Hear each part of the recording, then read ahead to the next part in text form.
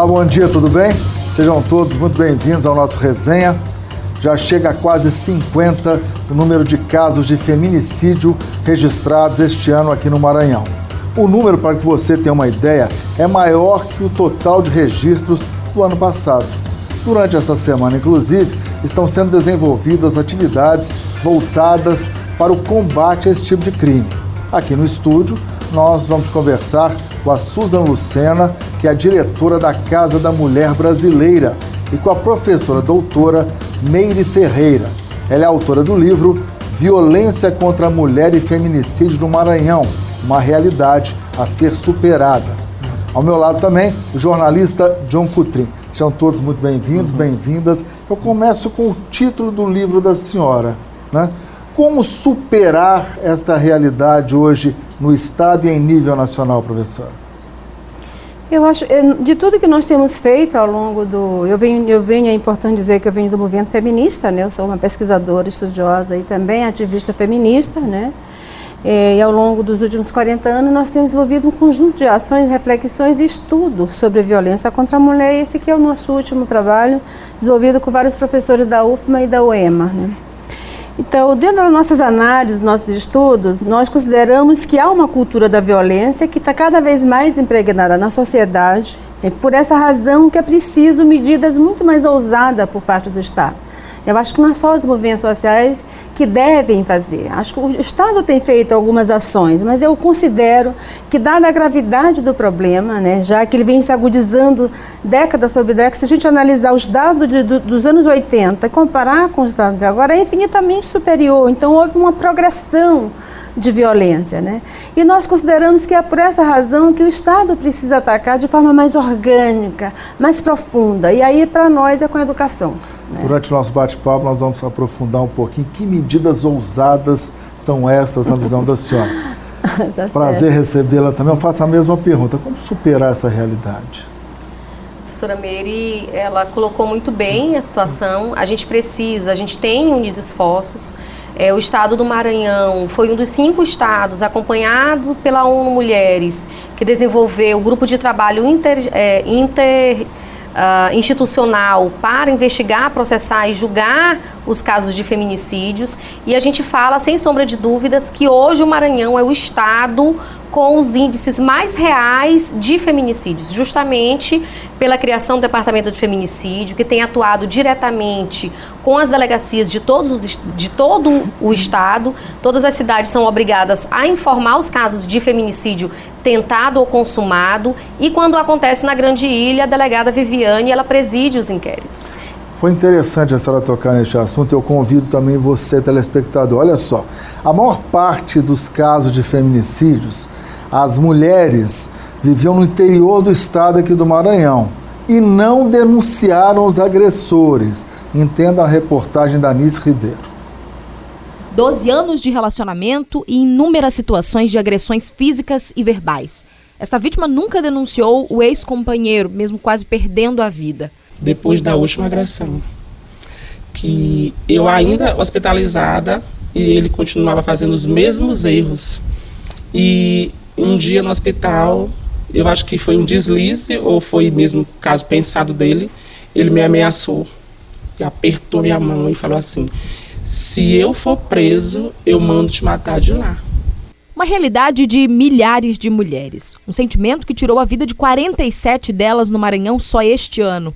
Em quase 100% dos casos de feminicídio no Maranhão, a vítima não procurou a polícia, principalmente por causa desse medo. A maioria delas está no interior do estado, devido à precariedade na rede de atendimento a essa vítima. A rede de articulação no interior do estado ela é bem menor. Não há a quantidade de organismos especializados que na capital, por exemplo, tem, né? Há uma naturalização da violência, uma naturalização das relações abusivas, há uma naturalização do que é o papel da mulher, de qual é o papel dela na sociedade, dentro da família, no relacionamento amoroso, no relacionamento familiar. Então, por essa naturalização, por essa cultura em que ela está inserida, aquelas situações de violência acontecem e as pessoas acham que aquilo ali faz parte do cotidiano e faz parte da vida. 32 agressores já foram presos no interior e 6 ainda estão foragidos. Dos 9 casos registrados na Grande Ilha, 7 suspeitos também foram presos e 2 cometeram suicídio. O número de feminicídio até agora já é maior do que o total registrado de todo o ano passado. Bem, são situações relatadas na reportagem, meu caro John, que ajudam a ilustrar o quão desafiador é esse tema na sociedade brasileira e maranhense hoje. John, por favor. Bom, Suza, para Suza, em relação ao temor da mulher, a reportagem frisa bem isso, né, que muitas delas ainda têm um receio, um medo muito grande. Ou seja, por que isso ainda, né, da mulher, esse medo? Achas que, por exemplo, porque as medidas protetivas, às vezes, da justiça não são capazes de, às vezes, inibir a ação desses agressores, em relação também a essa rede no interior, como é que está sendo feito isso? As pesquisas mostram que os dois principais fatores que levam as mulheres a não denunciarem é a vergonha e o medo, né? Então, e a gente diz mais, a experiência que a gente tem é que, de fato, sempre existe essa ameaça, inclusive existe o crime de ameaça, além da violência, o crime de ameaça é um outro crime. Então, a mulher, quando ela vai denunciar, ela acaba denunciando vários crimes e, ao denunciar e esse homem ser preso, ele não vem a cumprir essa ameaça. Ele se utiliza desse medo que está inerente a ela para que ela não chegue a denunciá-lo. Mas a realidade é a maior parte dos homens que são presos e as mulheres com as medidas protetivas de urgência sendo acompanhadas pela Patrulha Maria da Penha, sem que ele possa se aproximar, às vezes até utilizando a tornozeleira eletrônica. Então, todo esse monitoramento que é feito, essas mulheres, tanto é que a realidade que a gente tem é mulher que procura a polícia e a justiça, elas não têm sido vítimas de feminicídio. Todas as mulheres que foram vítimas de feminicídio, elas não tinham medida protetiva de urgência, né? Então, isso é uma realidade. Não é assim, eu acho que se a mulher tiver... Não, são dados. A gente está trabalhando com dados.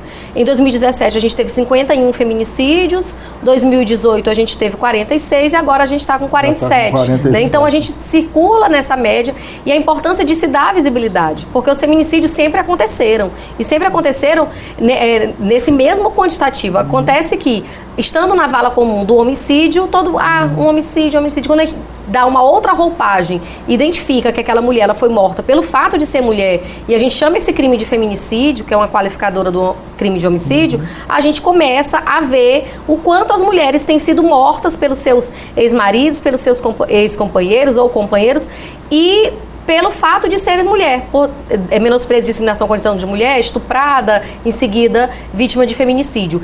E no interior do Maranhão, a gente já tem em algumas cidades uma certa consolidação, mas precisa de uma organização maior, né? A gente sabe, por exemplo, houve um aumento significativo do quantitativo de policiais e de delegados e de juízes, uma organização do sistema de justiça como um todo, né? Mas ainda não consegue se alcançar a toda essa necessidade. A gente ampliou agora o número de delegacias, aumentou para 5, né? A gente está, a proposta do secretário Jefferson Portela, para que a gente tenha também uma superintendência da mulher, né? Que aí vai conseguir organizar melhor essas delegacias e prover melhor essas delegacias, porque vai ter uma voz forte, inclusive a delegada Kazumi, que deverá assumir. Então, em toda essa reorganização e reestruturação, a gente tem positivado, né? Transformado em decretos ou leis, para que, mudando governos, a gente não perca essa política.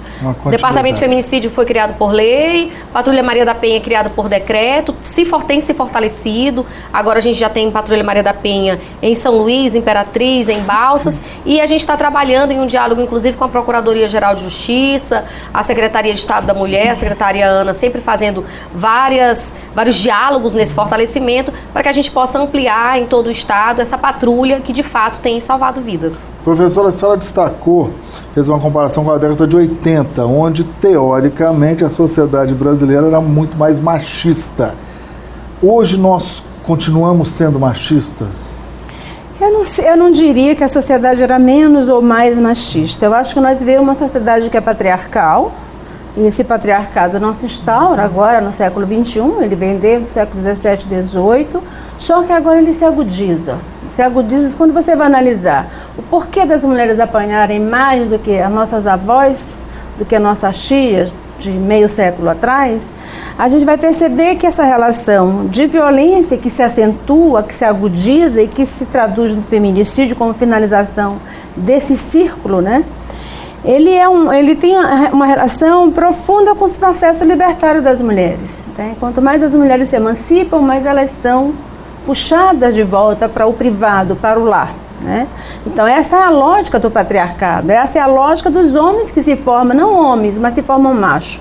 Eu levanto a tese de que existe o homem e existe o macho. O macho é esse que bate, que agride, que quer se suplantar a mulher. O homem é aquele que se forma para ser um companheiro, um parceiro, que vai dividir a sua vida de forma respeitosa com a sua companheira, né? Então nós temos, quando eu coloco de uma medida mais ousada que eu falei ainda há pouco, é porque eu não vejo uma outra saída nesse momento, em termos de Brasil, até porque existem estudos de outros lugares mostrando que houve diferenciais quando se investiu em educação. Mas não só dizer assim, estão investindo em educação em escola digna, como o nosso governador diz, né? E está fazendo investimento em infraestrutura que todo mundo está reconhecendo. Mas é preciso investir em formação e em mudança de cultura. Existe uma cultura política de degradação das mulheres, existe uma cultura política de inferiorização das mulheres, de enaltecimento dos homens, que é preciso ser trabalhado dentro de uma política de educação profunda, integrada com uma política de cultura. O Bumba Meu Boi do Maranhão, o Carnaval do Maranhão não vai só dançar e ficar jogando confete para político. Ele tem que colocar nas suas mensagens também mensagens que possam elevar as mulheres como sujeitos de direito, né? Então acho que tem muitas formas de você pensar projeto de cultura, projeto de educação que possa efetivamente trabalhar em termos estruturais para mudar essa cultura da violência, né? É interessante, não só na escola, aproveitar festas populares também para... Também, eu digo, coloquei só um exemplo também. Então, na verdade, eu acho que o Estado tem feito um conjunto de ações, como a Susan colocou, mas eu acho que ainda assim falta qualificar o corpo de operadores do direito, qualificar o corpo que atende a Casa da Mulher, a delegacia, porque há inúmeras reclamações em termos do atendimento e criar uma rede de discussão, de debate em todos os setores, desde a igreja aos partidos, desde as escolas às secretarias, para que se possa efetivamente criar uma nova forma de compreensão desse mundo onde nos desqualificam.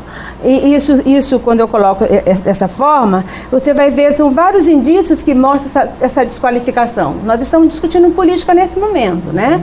Todo mundo já está começando a se forjar, os candidatos a vereador, candidato a prefeita, mas as mulheres nem sequer estão sendo lembradas.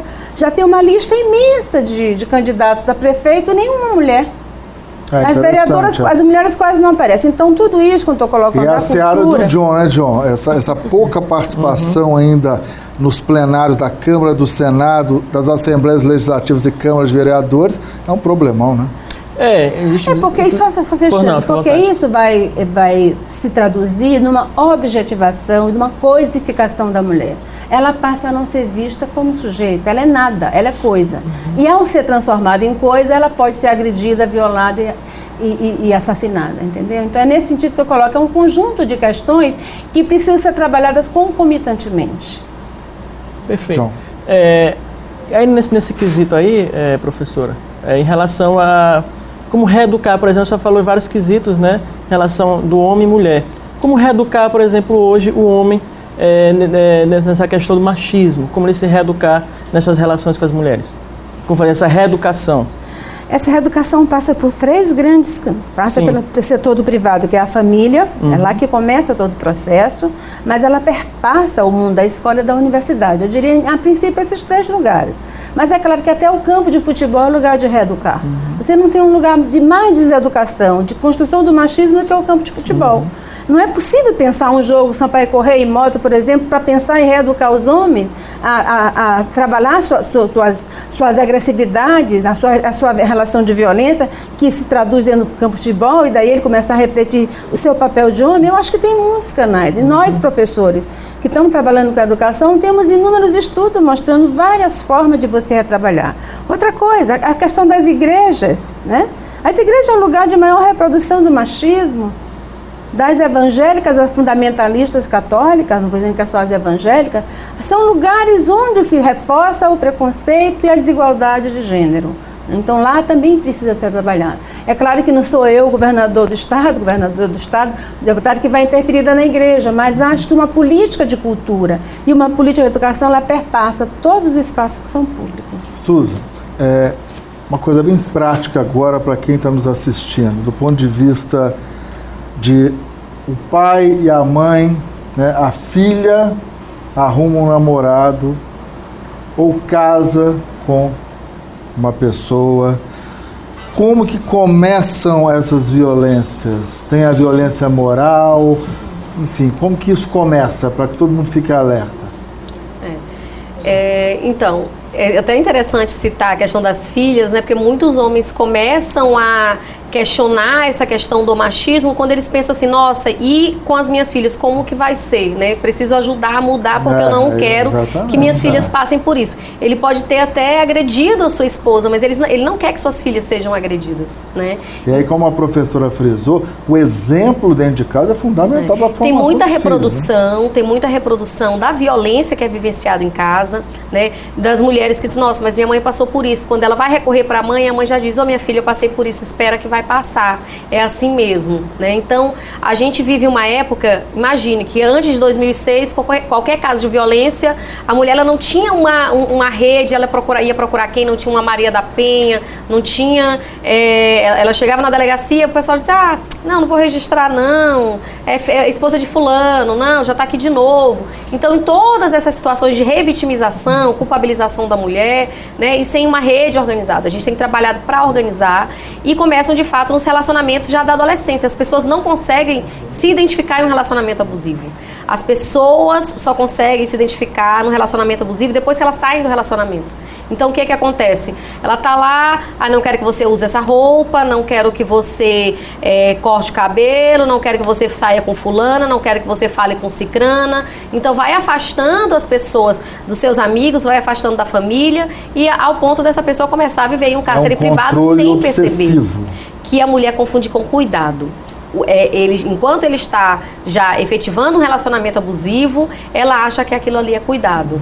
Nossa, ele se preocupa comigo, me ama mesmo, né? Porque se preocupa com quem eu ando, com quem eu falo, com quem eu visto. E isso não é cuidado. Quando você começa a restringir a vontade da outra pessoa, quando você começa a dizer, não precisa trabalhar, deixa que eu sustento a casa, não trabalha, não, vai estudar porque olha nossos filhos, deixa mais pra frente. Então vai começando a fazer com que essa mulher, ela seja apenas fique restrita ao ambiente da casa, ao ambiente doméstico. E quando essa mulher for vítima de violência, ela que antes da violência física já teve a violência psicológica, sua cabeça completamente maculada pelos xingamentos, pela diminuição, com a autoestima já baixa, quando ela é vítima de violência, ela se sente impotente, ela acha que nada vai dar certo. Ontem eu recebi a mensagem de uma amiga e ela dizia assim, um fato que está acontecendo com a irmã dela em outro estado, e ela colocando como que está funcionando o trâmite lá, demorando muito mais do que aqui no estado do Maranhão. Aqui a gente tem realidade que a medida protetiva é deferida em 1 ou 2 dias, entre o pedido e o deferimento da medida, 1 ou 2 dias, né?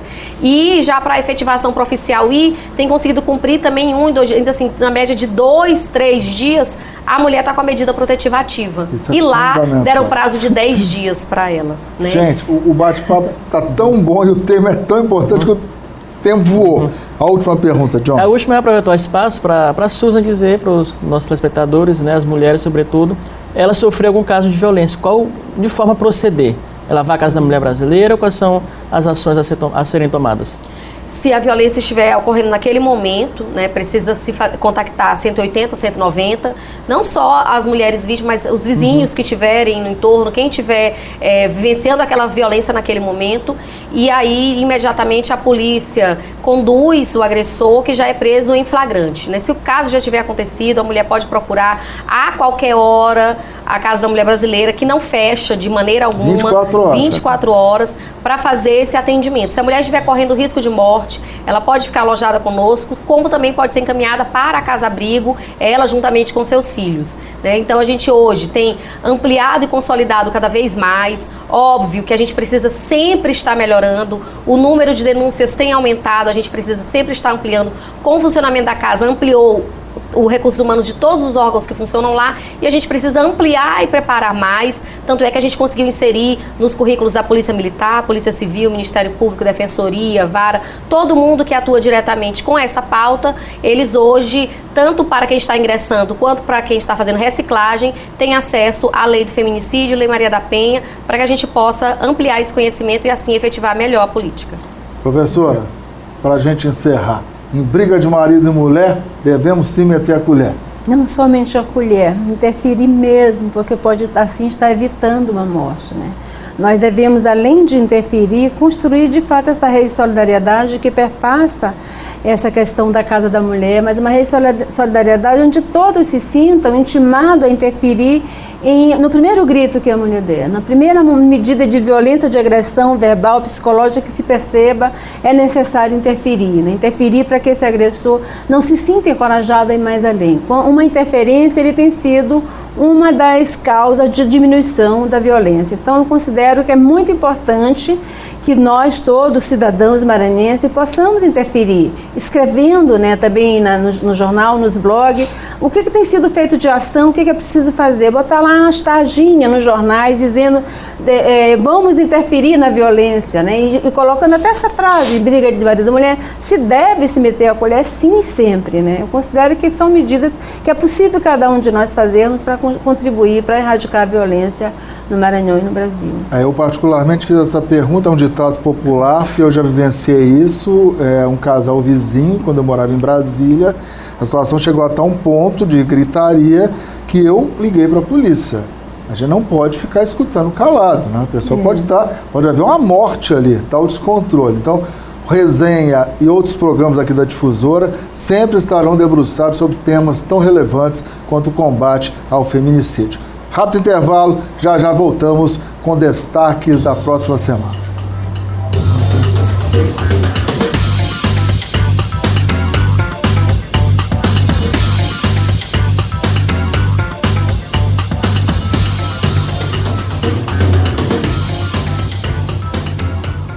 Estamos de volta com o nosso Resenha e a partir de agora, eu e o John Coutrin vamos destacar o que foi assunto nesta semana, o que foi notícia nesta semana. John, cardápio cheio. Cheio. A gente vai pontuar aqui rapidinho o acordo de salvaguarda tecnológica de Alcântara. Enfim, foi aprovado. Aprovado no Senado, passou pela Câmara. Nesta semana, passou pelo Senado. Tramitação urgente, Estevão. É importante destacar isso, né? Os senadores do Maranhão, todos eles favoráveis, todos os 3 senadores. Roberto Rocha, inclusive, né? Também esteve ali à frente disso, Everton Rocha e Elisene Gama. Então, portanto, tramitação urgente, votação, agora encaminhado o presidente Jair Bolsonaro, esse acordo aí que envolve o uso da base de Alcântara pelos Estados Unidos e, consequentemente, a proteção da tecnologia americana. Para o país e para o Maranhão, especificamente para o Maranhão, que benefícios os defensores da proposta eles destacam? O benefício da introdução do Estado no mercado espacial, benefícios econômicos, sobretudo, né? A gente sabe que a médio prazo isso gerará dividendos, lucros para o Brasil. E claro, de royalties, isso. Há um projeto também, inclusive do senador Everton, sobre isso, né? E, claro, o Maranhão será beneficiado, isso é o mais importante. Claro, desde protegido pelas comunidades ali que estão em volta, quilombolas, isso. Então, tudo isso está, segundo a bancada do Maranhão, toda favorável, exceto o deputado Bira do Pinaré, mas todos os deputados e todos os senadores foram favoráveis e, claro, pensando também naquela comunidade. Rechear o caixa do Estado com o passar do tempo. Isso, exatamente. Que outro tema podemos destacar para o nosso telespectador? Destacamos a discussão da PEC da segunda instância. Isso foi um tema nacional. Prisão em segunda instância. Exatamente. Realmente. PEC da prisão em segunda instância, exatamente. Que uma declaração do presidente do Senado, Davi Alcolumbre, de até convocar uma nova constituinte. Mas isso parece que já houve uma reação muito grande, forte, contrária à tese de uma constituinte, porque muitos argumentam que as chamadas cláusulas pétreas da Constituição, que são os pilares da Constituição brasileira, com uma nova constituinte poderão ser derrubados. Exatamente. E parece que risco. E nem é possível. Eu vi um jurista falando que não é possível também convocar uma nova Constituição, só você aprovar uma PEC para mudar a Constituição, para convocar uma Constituinte. E interessante também, Estevão, que há um caminho mais fácil, né, que é mudar o Código Processual Penal, através de projeto de lei. É bem mais fácil isso. Poderia até dar mais tempo para discussão, né, mas o que tu indica é uma pressa muito grande de alguns deputados em relação a isso. Outro ponto, também falando em Brasília, é o presidente Jair Bolsonaro que anunciou a criação de um novo partido, né? Aliança pelo Brasil, se não me engano, um novo partido aí. Com isso, John, será que o presidente Jair Bolsonaro quer deixar para trás todo esse desgaste tremendo que o PSL sofreu e vem sofrendo? Isso é uma tática que ele quer. Ele já acha que o Lula... Se desgrudar desse desgaste? Isso, já que o Lula agora está polarizando com ele, né? E vem uma eleições municipais por aí, ele está pensando nas eleições municipais primeiro, as eleições do próximo ano. Então ele já quer criar esse partido, né? Para fortalecer, digamos assim, uma sigla própria dele já, para trabalhar a reeleição. É importante destacar o seguinte, Estevam, vai dar tempo de criar esse partido? Tem que ser até março, abril no máximo, né? 6 meses antes da eleição. 500 mil assinaturas, né?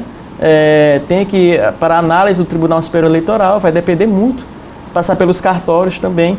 Então, é um dado importante saber se terá tempo em relação a isso. Outra questão... Para que a sigla, só deixando claro, para que a sigla esteja nas urnas eletrônicas no próximo pleito. Exatamente. A disputa pelas cidades. Isso. E pelas câmaras de vereadores. Pelas câmaras de vereadores. Outro ponto importante é a questão do fundo partidário e tempo de televisão. Né? Haveria também esse embate. Os 30 deputados saindo do PSL, mais um senador.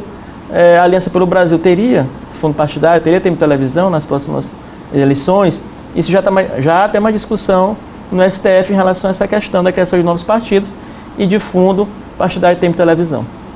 Para a semana que vem, de binóculo, o que a gente já pode colocar na pauta? Aqui no estado do Maranhão, ainda há essa questão da discussão, né, das eleições. A conferência estadual do PCdoB, que será realizada, né, aí na próxima semana, e o PCdoB vai definir as estratégias para as eleições do estado do Maranhão. Ou seja, então aí... Todos os municípios. Todos os municípios querem eleger em torno... Que ele puder participar, Exatamente. Que tiver condições de participar. A projeção é algo em torno de 40 a 50 prefeituras, que eles trabalham, né, o partido do governador, o PCdoB, um partido aí, hoje, ao lado do PDT, são os 2 partidos mais fortes do Maranhão, e eles definiram essas estratégias, não só São Luís, mas como também todos os outros municípios aí, e também eleger, né, o novo diretório estadual, o novo comitê estadual do PCdoB. Há chances do nome à Prefeitura de São Luís já ser definido ou não? Tá muito cedo. O deputado federal Márcio Ger, que é o presidente estadual do PCdoB, diz o seguinte, que até em janeiro, há uma definição em torno do nome, ou do Duarte Júnior, ou do Rubem Júnior. Sobre o Duarte, ele diz o seguinte, que o Duarte, sobre a saída dele ou não do partido, ele disse que ninguém pode insistir no casamento que não dá certo. Vamos continuar acompanhando, o Resenha vai ficando por aqui. A todos um ótimo final de semana. Sábado que vem a gente volta. Tchau, tchau.